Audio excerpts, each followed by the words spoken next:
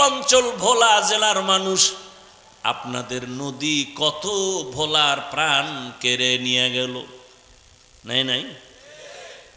কয়দিন চোখের সামনে কত তাজা তাজা প্রাণ চলে গেল। আমার রবের কাছে হাজিরা দিতেই হবে, পালানোর কোনো সুযোগ হবে না রে বাবা। ওই রবের সাথে সম্পর্ক তৈরি করো, সময় আছে। মালিকের সাথে সম্পর্ক যদি তৈরি করতে পারো,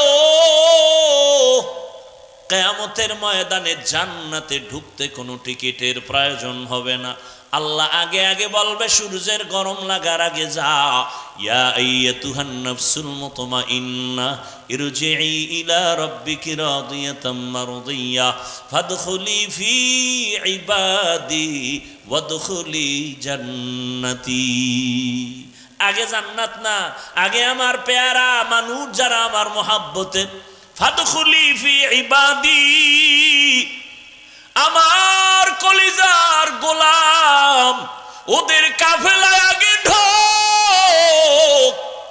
ওদের কাফেলা কোথায়? বলে ওরা জান্নাতে না। কই? বলে আমার ডান পাশে নূরের তৈরি আরশে আজিম, আমার মোহাব্বতের গোলামদের কাফেলা ওখানে আছে, ছায়ার নিচে, ওখানে আগে যাও। এরপরে আমার মায়ার নবী জান্নাতের তালা খুলবেন, এরপরে তোমরা রসুলের সাথে জান্নাতে ঢুকবা। কই তোমার আমার জীবন কোথায় গেল? কোন দিন যৌবনের শক্তি দুর্বল হয়ে গেল, দাড়ি কোন দিন সাদা হয়ে গেল জানো না, কোন দিন গালে দাঁড়িয়ে আসছে তাও টের পাও নাই, আবার ওই কালো দাড়ি কোন দিন চুলগুলো সাদা হয়ে গেল জানো নাই রে বাবা। এখনো কি সময় নাই? জীবনে তো মনের শখ মিটাইয়া কম গুনাহ করো নাই। ও আমার যুবক, মনে শখ লাগছে পার্কে যাবি, দৌড়। মায় বাধা দিছে মানো নাই, বাবা বাধা দিছে মানো নাই। মনে শখ আসছে মেয়েদের নিয়ে আড্ডা দিবা, নাচ গান করবা, তো কম করো নাই। এখনো কি শখ তোমার মিটে নাই?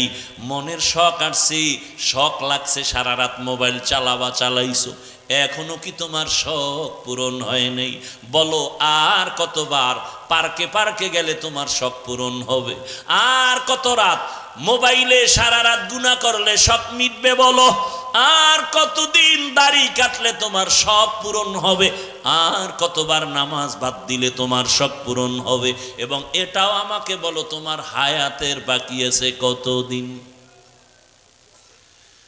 চোখের সামনে যুবকের লাশ আর লাশ, করোনায় যুবকের লাশ, ডেঙ্গুতে যুবকের লাশ, পানির নিচে যুবকের লাশ, গাড়ির নিচে যুবকের লাশ, ঘুমের বিছানায় যুবকের লাশ।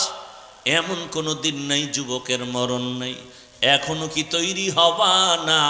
তোমার মতো কত যুবক তাকায় দেখো, জীবনে আমগো মাদ্রাসায় আসে নাই, আলিফ বাতাও পড়ে নাই, জেনারেল লাইনে পড়ে, কেউ ব্যবসা করে, চাকরি করে, মাছ ধরে, কৃষিকাজ করে, কিন্তু দেখো নামাজ ছাড়ে না। নাই? আরে ভাই সত্য কথা বলেন, তুমি পারো না কেন? তোমার কপাল কেন এত পোড়া বলো?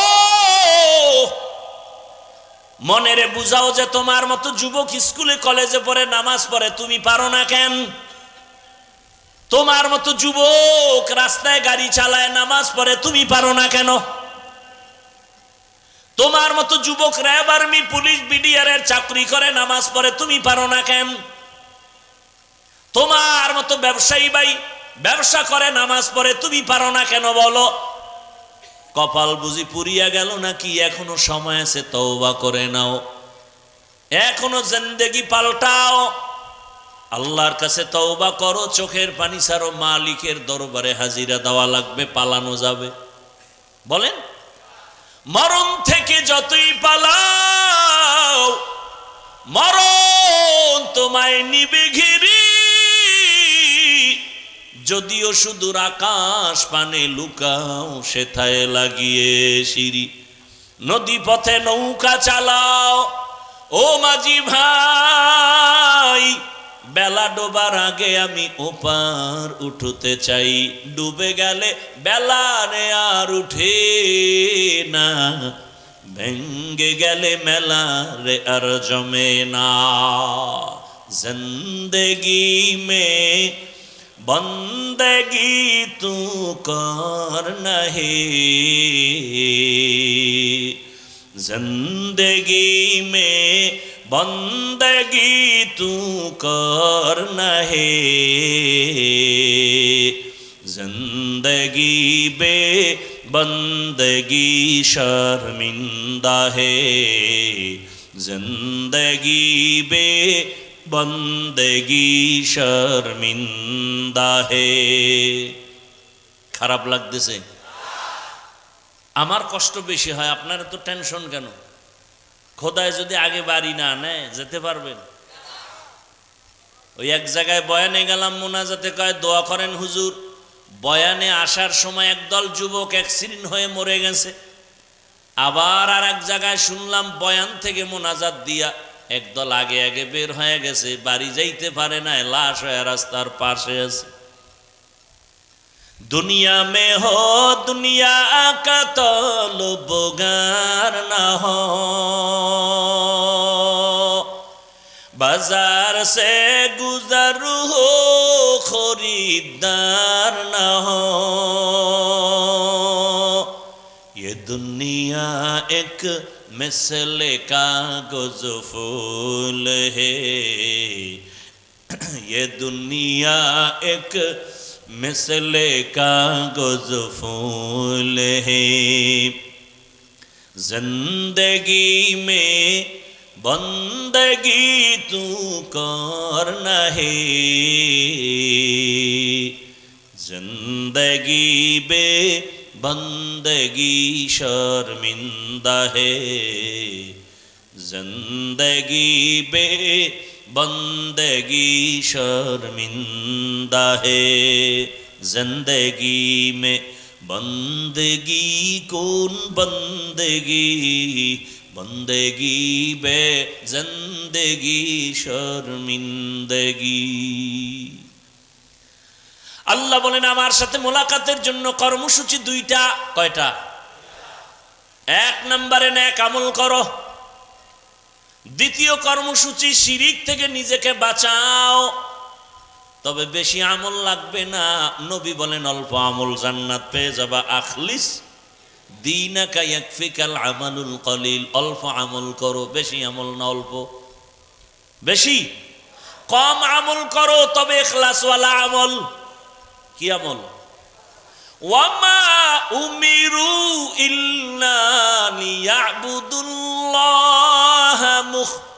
মুখলিসিনা লাহুদ্দিন।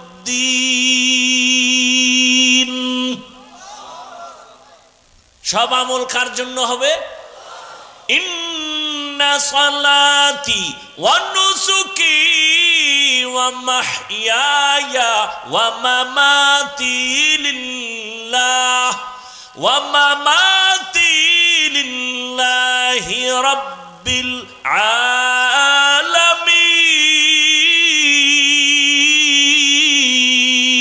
আলামিন। রঙ্গে তাকওয়া রঙ্গে সিদক রঙ্গে দিতা আবদ বাকি বুয়াদ বর আবেদি। এক রাত না ঘুমাইলে কষ্ট হবে? পুরা নিয়ত করে ফেলান। নিয়ত করা যায় সারা রাত। এরপরে যদি আগে যাইতে পারেন এটা বোনাস। আল্লাহ সবাইকে কবুল করেন। ভাইরা আমার, ফাঁকে ফাঁকে কিন্তু কপালওয়ালা বাইরে হইতেছে। মনে আছে কপালের বয়ান? মোনাজাত পর্যন্ত দেখবেন আবু জাহালওয়ালা কপাল কার আর ওমরওয়ালা কপাল কার। আবু জাহালওয়ালা বয়ান শুনবে, মোনাজাত প্রায় দিবে দিবে ভাব, বাইরে গিয়া বিড়ি ধরায় ফেলবে। এতক্ষণ বিড়ি ছাড়া থাকা এটা কম সম মুজাহাদা মনে করছেন? মোনাজাতের পরই বিড়ি। কেউ ভাই প্যান্ডেল থেকে বের হয়ে বিড়ি কেন কয়? মোনাজাত এটা কবুল হয়ে গেছে। কেউ আবার অজে আইসা বেলুন কিনে, বেলুন আসেনি, বেলুন প্লাস্টিকের বড় মাছ, এটার কান্দে নিয়ে ঝুলাইতে ঝুলাইতে বাড়ি যায়। ম্যাডাম বলে কি পাইছো? কই যে মোনাজাতে বেলুন পেয়ে গেছে। আল্লাহ হেদায়াত দান করুন। ভাইরা আমার, আবু জাহালওয়ালারা বয়ান শুনিয়াও বাইরে গিয়া বলবে বয়ানটা যেমন তেমন, এই কথাটা ঠিক বলে নাই, বেশি বলে ফেলেছে। আর অমলওয়ালা কপাল যাদের, তারা বলবে ও দয়ার মালিক, জীবনে দাড়ি কম কাটি নাই, নামাজ কম সারি নাই, বেপরদায় কম চলি নাই, গুনাহ তো করেছি, আজ আমি তওবা করে নিলাম।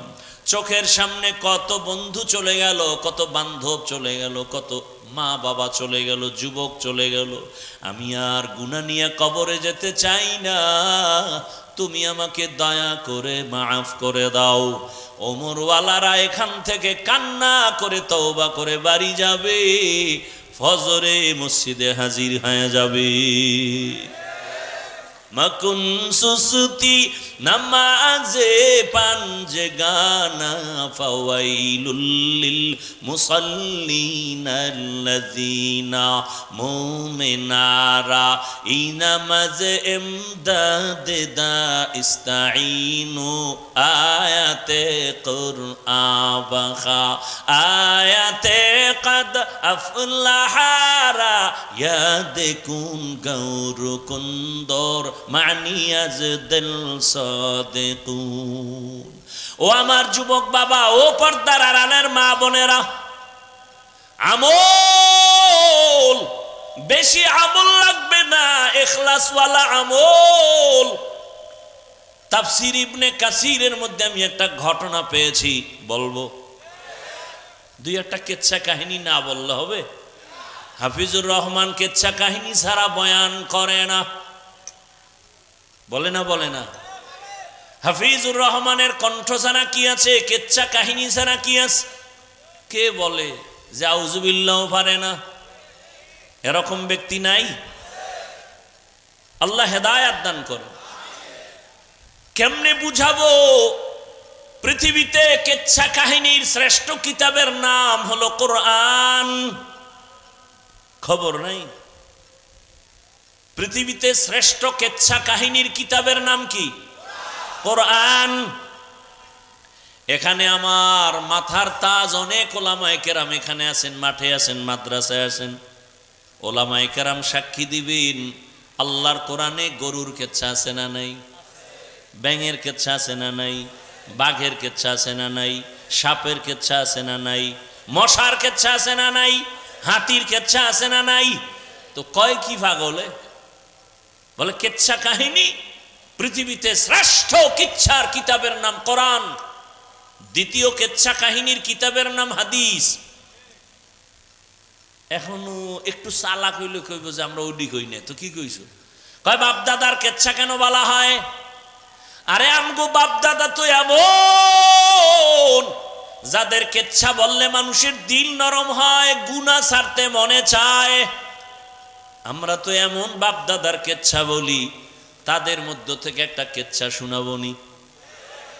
ও যুবকরা শুনে নাও, আমি অনেক জায়গায় ঘটনাটা বলেছি, আজও রিপিট করতেছি।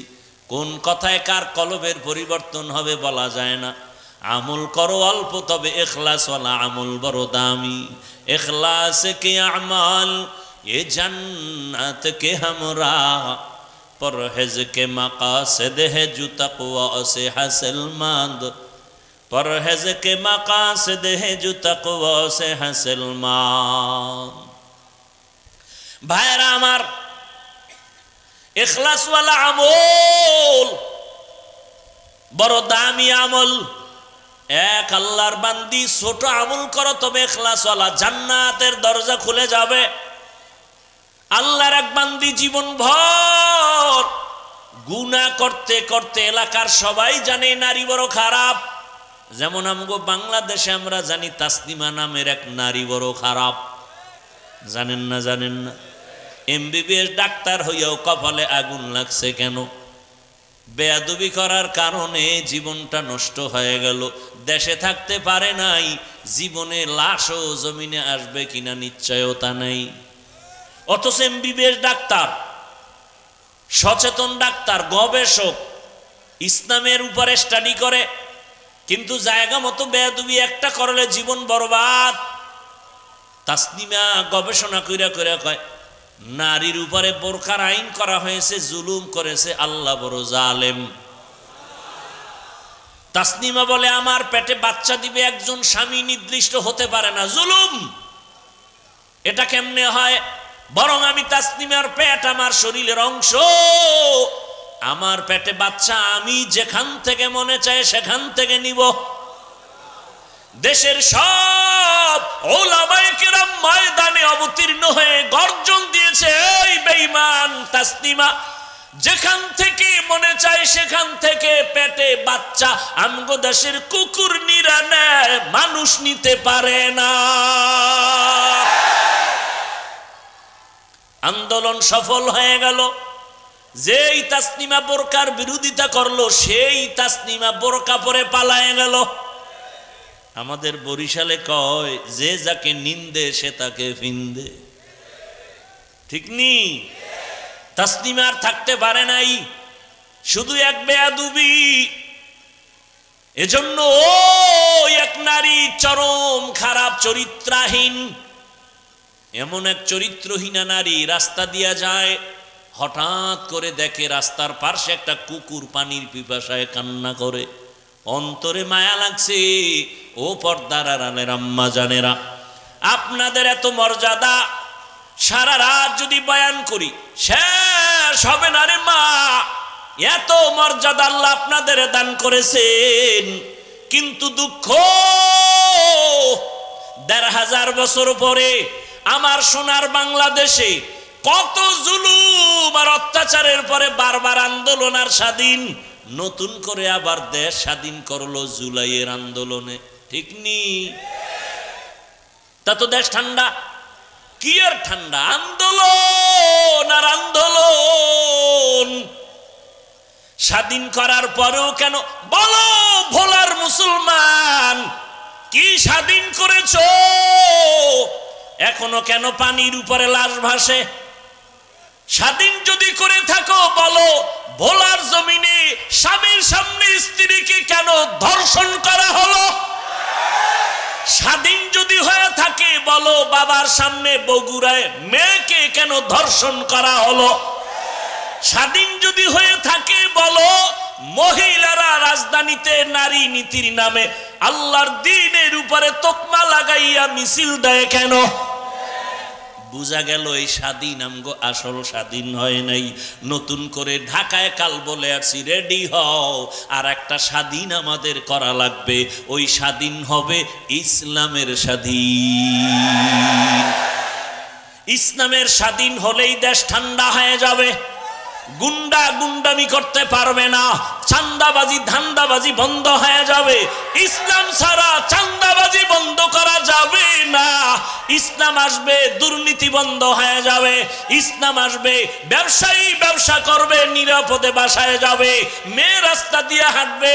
কোন নাফরমান বেঈমান চরিত্রহীন যদি মেয়ের দিকে চোখ দিয়ে তাকায়, ওর চোখগুলো উপড়ে ফেলা হবে। এটা ইসলাম ছাড়া সম্ভব হবে না। রেডি হয়ে যাও, নতুন ভাবে এক স্বাধীন করতে হবে। কিসের স্বাধীন? ইসলামের স্বাধীন। ইসলাম ছাড়া শান্তি আসবে না। আমগো ইসলামটা একটু দুর্বল দুর্বল ভাব। আমরা যে কোরআন মানি, ইসলাম মানি, একটু দুর্বল। কি কোরআন দুর্বল, ইসলাম দুর্বল? তাহলে কেন বলো ইসলামে এটা নাই সেটা নাই? আরে দুনিয়াতে যত নীতি আছে আল্লাহর কসম, ইসলামের নীতি হলো শ্রেষ্ঠ নীতি। দুনিয়াতে নীতি আছে না? পরিবার নীতি, সমাজ নীতি, অর্থনীতি, রাজনীতি আছে না নাই? দুনিয়াতে যত পরিবার নীতি আছে আল্লাহর কসম ইসলামী পরিবার নীতি হলো শ্রেষ্ঠ নীতি। দুনিয়াতে যত সমাজ নীতি আছে ইসলামের নীতি হলো সমাজ নীতি শ্রেষ্ঠ নীতি। ইসলামের অর্থনীতি শ্রেষ্ঠ অর্থনীতি। ইসলামের রাজনীতি হলো শ্রেষ্ঠ রাজনীতি। ইসলাম সারা রাজনীতি না, ওটা দুর্নীতি আর পেট নীতি। কথা বুঝেননি? আমগো ইসলাম তো দুর্বল না, আল্লাহর কোরআন তো দুর্বল না। সুলাইমান পয়গম্বর গোটা দুনিয়াটা পরিচালনা করে দেখাইলেন, ঘটনা কোরআনে আছে না নাই? জুলকারনাইন বাদশা গোটা দুনিয়া শাসন করে দেখাইলেন। এরপরে ইউসুফ নবী মিশরের অর্থমন্ত্রী হইয়া দেখাইলেন। আল্লাহর নবী মদিনার রাষ্ট্র পরিচালনা করে দেখাইলেন। ইসলাম সারা রাষ্ট্রনীতি সুন্দর হতে পারে না। আর আপনি স্লোগান দেন ধর্মের সাথে রাজনীতি টানবেন না, রাজনীতির সাথে ধর্মকে টানবেন না। আমরা আগেও যেমন আল্লাহ মানি, এখনো মানি, বাইরেও মানি, ভেতরেও মানি, ঘরেও মানি, মসজিদেও মানি, আম্মা জানের কাছেও আমরা ইসলাম মানি, আমরা সমাজেও মানি, আমরা ইসলাম সব জায়গায় মানি। রাষ্ট্রনীতিতে মানব না কেন?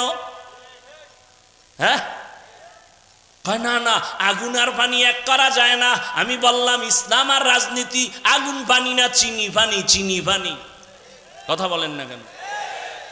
চিনি আর পানি যেমন মিলানো, সূর্যের আলোর সাথে যেমন মিলানো, ফুলের সাথে ঘ্রাণটা যেমন মিলানো, রাজনীতির সাথে আমার রসুলের দিন মিলানো, রাষ্ট্রনীতির সাথে ইসলামটা মিলানো। ফুল থেকে ঘেরান সরে গেলে ওই ফুলের যেমন মূল্য নাই, রাজনীতির থেকে ইসলাম আলাদা করলে ওই রাজনীতির কোনো মূল্য নাই। ওটা রাজনীতি না, দুর্নীতি।